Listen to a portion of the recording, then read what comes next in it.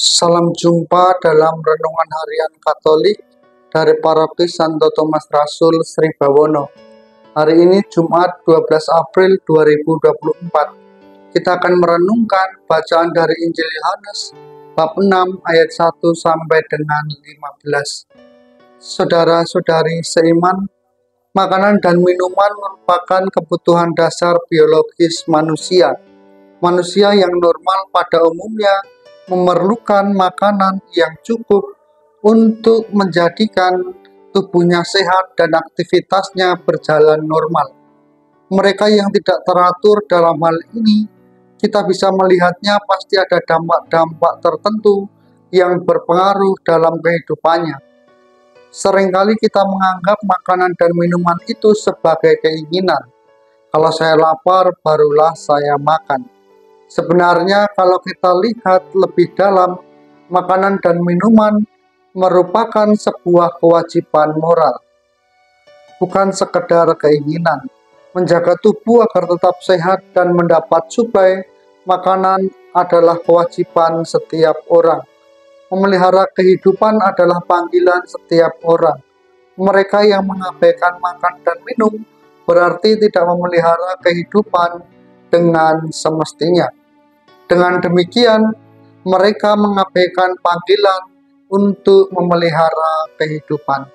Saudara-saudari seiman, dalam bacaan Injil hari ini, Yesus memberi makan pada banyak orang hanya dengan 5 roti dan 2 ikan.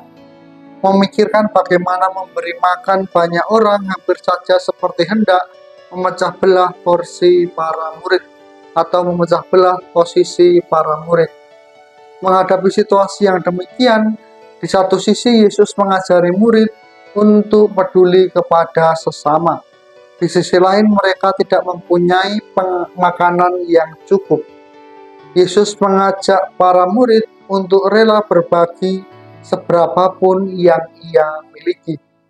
5 roti tidak begitu berarti bagi 5.000 orang.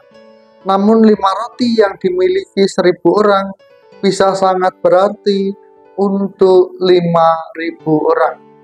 Saudara-saudari seiman, atas 5 roti dan 2 ikan itu, Yesus mengambilnya, mengucap syukur, dan akhirnya membagikannya kepada banyak orang. Hasilnya adalah orang banyak menjadi kenyang dan masih ada kelimpahan makanan yang bisa dikumpulkan kembali. Orang banyak menjadi kenyang, tetapi itu makanan yang sementara. Kita memerlukan makanan yang abadi, yang mengenyangkan sepanjang masa. Kita perlu makanan yang tidak hanya membuat fisik kita nyaman, namun kita juga perlu makanan yang membuat jiwa kita menjadi damai dan tenang. Saudara-saudari seiman, Yesus menyediakan santapan ilahi, santapan yang tidak membuat orang lapar lagi. Santapan ilahi memberikan janji keselamatan bagi mereka yang percaya dan menyantapnya. Yesus menyediakan tubuhnya sendiri menjadi santapan bagi jiwa kita. Ia merelakan tubuhnya dipecah-pecah dan dibagikan kepada banyak orang. Apa yang dibutuhkan dari diri kita? Percaya kepadanya dan menyantap makanan jiwa itu dengan penuh rasa syukur. Saudara-saudari seiman, hari ini Yesus mengajarkan kepada kita bahwa dalam menjalani aktivitas kehidupan kita setiap hari, kita hendaknya menanamkan sikap peduli dan peka terhadap keadaan yang ada di sekitar kita. Dan dengan tangan terbuka untuk senantiasa membantu teman, saudara, atau siapa saja yang hidup dalam kekurangan dan sangat membutuhkan bantuan kita. Sebab melihat realitas yang ada dalam pernyataan hidup kita sehari-hari, acap kali banyak orang bersifat acuh tak acuh terhadap keadaan yang ada. Dengan mempunyai status jabatan yang tinggi, orang merasa gengsi, bahkan merasa diri mereka lebih tinggi daripada orang lain, dan merasa bahwa diri mereka akan menjadi rendah jika menolong orang yang sedang dalam kesusahan. Hari ini kita semua diajak untuk senantiasa peduli dan peka dengan orang lain, agar kelak kita juga memperoleh kebahagiaan kekal di surga.